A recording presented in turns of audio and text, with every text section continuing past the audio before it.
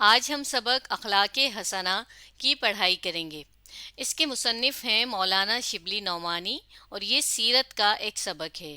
سیرت ہم جانتے ہیں کہ ایسے مضامین جس سے ہمارے پیارے نبی کی عادات اخلاق اور ان کی حالات زندگی کے بارے میں پتہ چلتا ہے، تو ایسی تحریر کو ہم سیرت کہتے ہیں۔ چلیے پڑھائی شروع کرتے ہیں۔ حضرت علی رضی اللہ عنہ، حضرت عائشہ رضی اللہ عنہا، حضرت ہند بن ابی حالہ رضی اللہ عنہم وغیرہ جو مدتوں یعنی بہت لمبے عرصے تک آپ صلی اللہ علیہ وآلہ واصحابہ وسلم کی خدمت میں رہے تھے، ان سب کا متفقاً بیان ہے۔ متفقاً کہتے ہیں لوگوں کا کسی ایک بات یا خیال پر متفق ہونا، بہت سے لوگوں کا، دو لوگوں کا، اس طرح سے، کہ آپ نہایت نرم مزاج، خوش اخلاق اور نیکو سیرت تھے۔ نیکو سیرت یعنی نیک سیرت، اچھی سیرت یعنی اچھے عادات والے۔ آپ صلی اللہ علیہ وسلم کا چہرہ ہنستا تھا، وقار و متانت سے گفتگو فرماتے تھے۔ وقار و متانت دو لفظوں کی ترکیب ہے۔ وقار کے الگ سے معنی عزت کے اور متانت کے الگ سے معنی سنجیدگی ہوتے ہیں، لیکن جب ہم ترکیب کے طور پر اسے پڑھیں تو ہم کہہ سکتے ہیں کہ تہذیب سے، شائستگی سے، یعنی بہت اچھے طریقے سے، تمیز سے گفتگو فرماتے تھے، کسی کی خاطر شکنی نہیں کرتے تھے۔ خاطر شکنی کرنا کہتے ہیں دل توڑنے کو، یعنی کوئی ایسی بات، کوئی ایسا کام کرنا جس سے دوسرے کا دل دکھے۔ معمول یہ تھا کہ کسی سے ملنے کے وقت ہمیشہ پہلے خود سلام و مصافحہ فرماتے۔ مصافحہ ہاتھ ملانے کو کہا جاتا ہے۔ کوئی شخص جھک کر آپ صلی اللہ علیہ وسلم کے کان میں کچھ بات کہتا تو اس وقت تک اس کی طرف سے رخ نہ پھیرتے، یعنی چہرہ نہ ہٹاتے جب تک وہ خود منہ نہ ہٹا لے۔ مصافحہ میں بھی یہی معمول تھا، یعنی کسی سے ہاتھ ملاتے تو جب تک وہ خود نہ چھوڑے اس کا ہاتھ نہ چھوڑتے۔ مجلس میں بیٹھتے تو آپ کے زانوں کبھی ہم نشینوں سے آگے نکلے ہوئے نہ ہوتے تھے۔ زانوں یعنی گھٹنا، اور ہم نشین یعنی ساتھ بیٹھے ہوئے۔ اب اس شروع کے پیراگراف میں ہمیں کیا بتایا گیا ہے کہ پہلے تو ان تین لوگوں کے بارے میں جان لیجئے۔ حضرت علی ہمارے پیارے نبی کے کزن، ان کے چچا زاد بھائی، اور حضرت عائشہ ان کی بیوی کا نام ہے، اور حضرت ہند بن ابی حالہ بھی ان کی ایک بیوی کے بیٹے کا نام ہے جو ان کے پچھلے شوہر سے تھا، یعنی کہ حضرت ختیجہ جو ہیں، ہم جانتے ہیں کہ انہوں نے ہمارے پیارے نبی سے دوسری شادی کی تھی، یعنی اس سے پہلے ان کی شادی ہو چکی تھی اور ان کے شوہر کا انتقال ہو چکا تھا، تو ان سے یہ ان کی اولاد تھی۔ تو یہ تینوں وہ لوگ ہیں جو نبی پاک کے قریب زیادہ رہے اور زیادہ وقت تک رہے، اور ان تینوں کا اتفاق ہے اس بات پر، ان تینوں نے یہی بات کہی ہے کہ نبی پاک کا مزاج کیسا تھا، کہ ان کے مزاج میں نرمی تھی، یعنی کہ غصہ نہیں تھا ان کے مزاج میں، کوئی جذباتی پن، جنون، یہ چیزیں نہیں تھیں۔ اس کے علاوہ اچھی عادات تھیں آپ کی، اور اس کے علاوہ نیکو سیرت بھی اچھی عادات ہی کو کہا جاتا ہے۔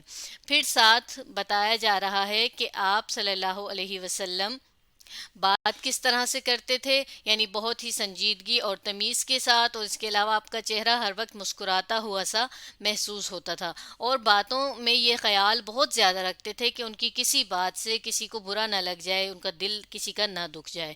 پھر ساتھ بتایا جا رہا ہے کہ کسی سے ملتے تھے تو کیسے ملتے تھے، کہ سلام پہلے خود کرتے تھے۔ تو یہ بہت ہی اچھی بات ہے۔ اکثر دیکھیں لوگ کیا کرتے ہیں کہ اس چیز میں رہتے ہیں کہ بھئی اس نے ہمیں سلام نہیں کیا پہلے تو ہم کیوں کریں، جبکہ ہمارے مذہب اسلام میں یہ بات ہے کہ پہلے سلام کرنے والے کو زیادہ نیکی، زیادہ ثواب ملتا ہے، اور دوسرے کی نظر میں ہماری عزت بھی زیادہ بڑھتی ہے۔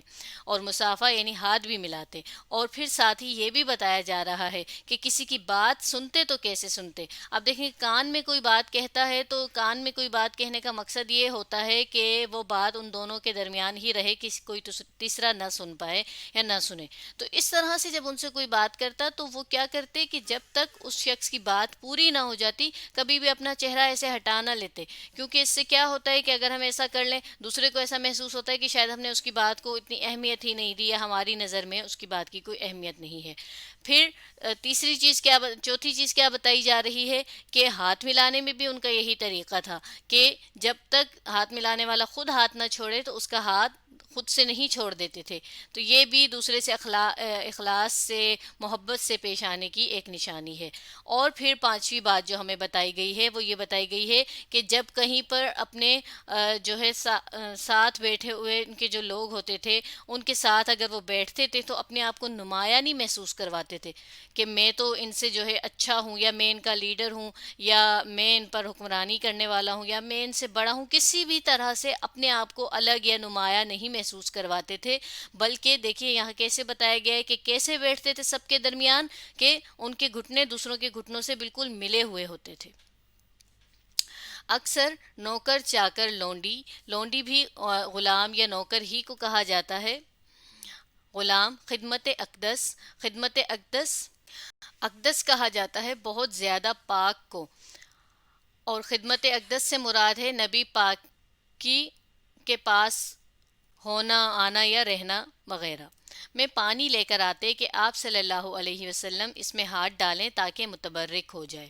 متبرک ہم کہتے ہیں برکت والی چیز کو، اور برکت کے ویسے تو بہت سے معنی ہیں لیکن ہم اس کو عام طور پہ اس معنی میں استعمال کرتے ہیں کہ کسی چیز یا کسی بھی کام میں جو ہے وہ جلدی سے ختم نہ ہو، زیادہ ہو جائے.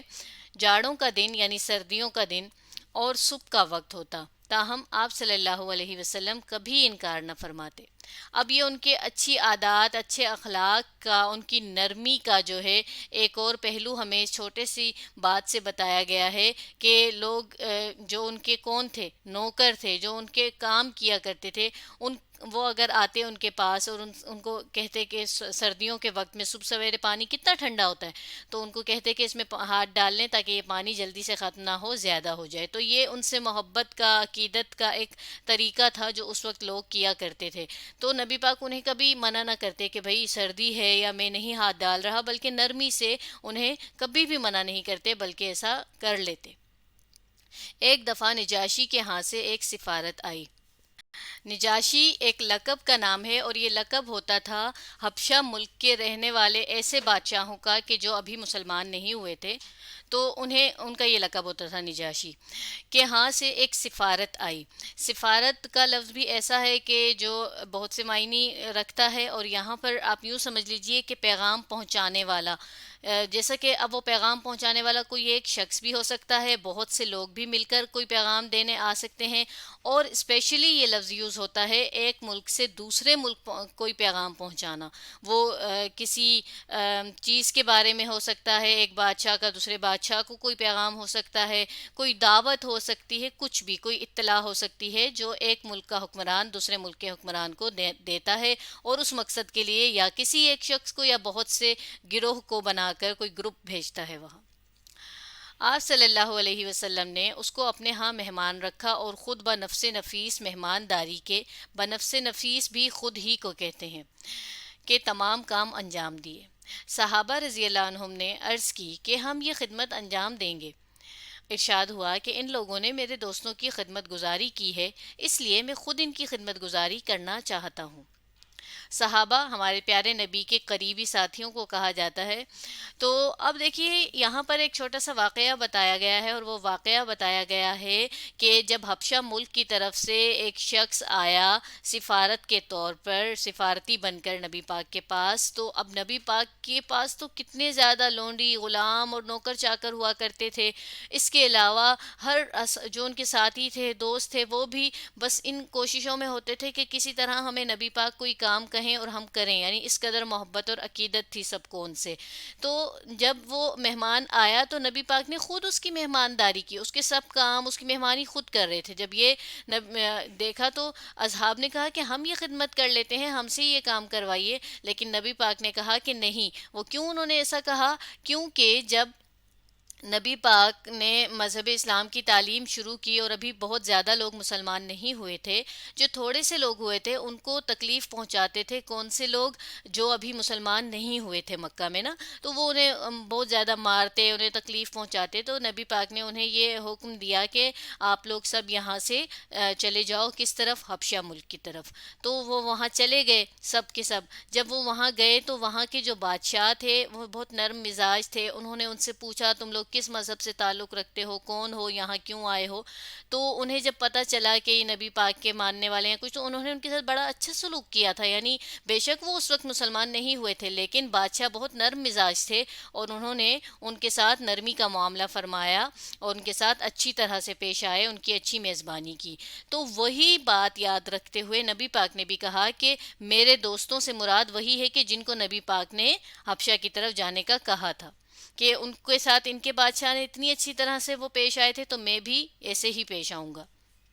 آگے پڑھتے ہیں. حضرت اتبان بن مالک رضی اللہ عنہ نے حضرت اتبان بن مالک رضی اللہ عنہ جو اصحاب بدر میں تھے، حضرت اتبان بھی ایک صحابی کا نام ہے، یعنی نبی پاک کے ساتھیوں میں سے، اور اصحاب بدر یعنی بدر میں جو ان کے ساتھ ان کے صحابی موجود تھے، جو لوگ موجود تھے، یہاں یہ مراد ہے. بدر جو ہے ویسے تو ایک جگہ کا نام ہے، لیکن ہمارے مذہب اسلام میں یہ ایک بہت بڑی جنگ ہوئی تھی اسلام کی، اسلام کے نام پر، تو یہ ہم اس نام میں اس کو یاد رکھتے ہیں. تو یہ وہ ساتھی تھے، وہ صحابی تھے جو نبی پاک کے ساتھ اسلام کی اس جنگ میں موجود تھے.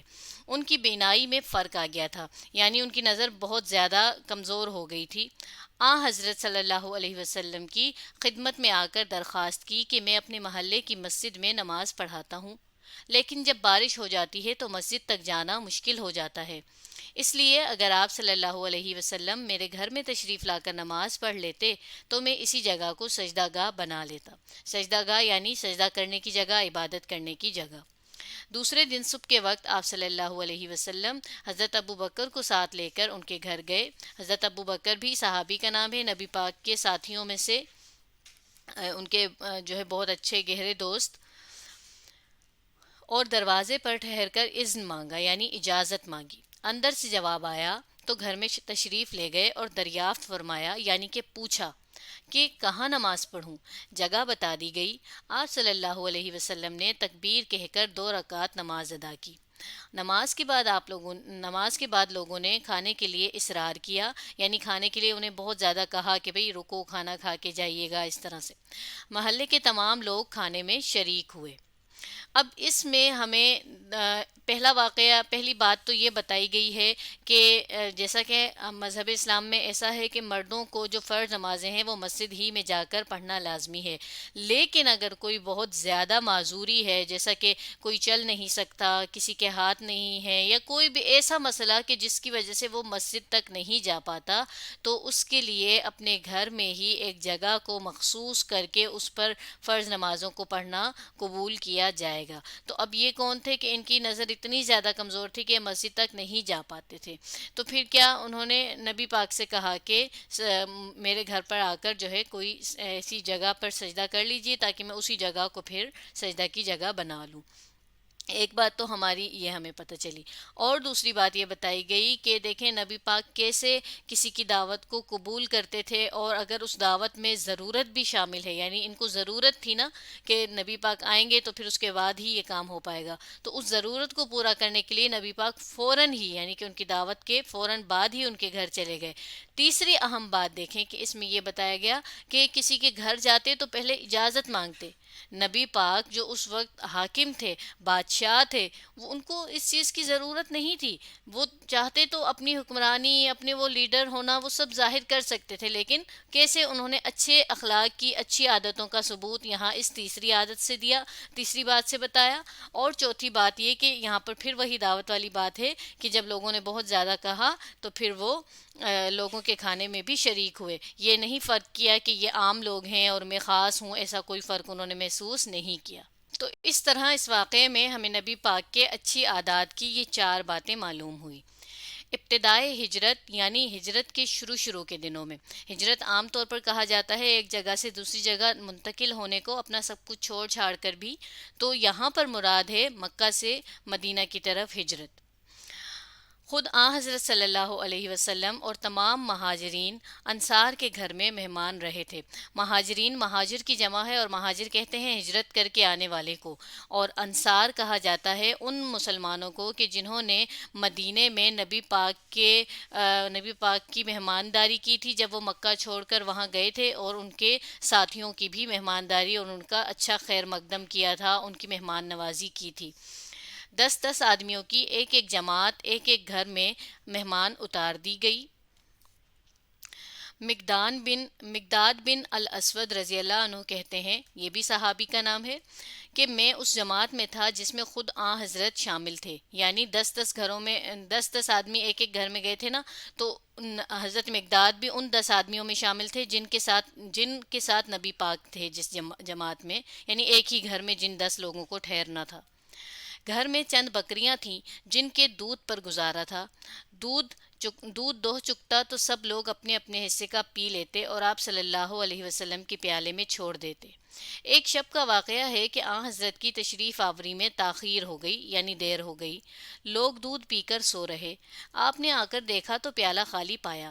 خاموش ہو رہے، پھر فرمایا، خدایا جو آج کھلا دے اس کو تو بھی کھلا دینا۔ کتنی بہترین دعا ہے۔ حضرت مقداد چھری لے کر کھڑے ہوئے کہ بکری ذبح کر کے گوشت پکائیں۔ آپ صلی اللہ علیہ وسلم نے روکا اور بکری دوبارہ دوہ کر جو کچھ نکلا اسی کو پی کر سو رہے، اور کسی کو اس فعل پر یعنی اس کام پر ملامت نہیں کی، یعنی برا بھلا نہیں کیا۔ اس واقعے سے ہمیں یہ بات پتہ چلتی ہے کہ نبی پاک حق پر ہوتے ہوئے بھی اکثر لڑائی چھوڑ دیتے تھے، دوسرے کو کچھ نہیں کہا کرتے تھے۔ جیسے اب یہاں پر ان کا پورا حق تھا کہ وہ باقیوں سے کہتے کہ اگر مجھے آنے میں دیر بھی ہو گئی تھی لیکن میرے حصے کا دودھ تو رکھا ہونا چاہیے تھا، مگر انہوں نے کسی سے کچھ نہیں کہا اور دوبارہ بکری کا دودھ نکالا، جبکہ ایک بار جانور کا دودھ نکلنے کے بعد دوسری بار بہت تھوڑا سا دودھ نکلتا ہے تو وہی پی کر بس وہ چپ کر کے سو گئے۔ تو آج ہم نے سبق اخلاق حسنہ کی پڑھائی کی۔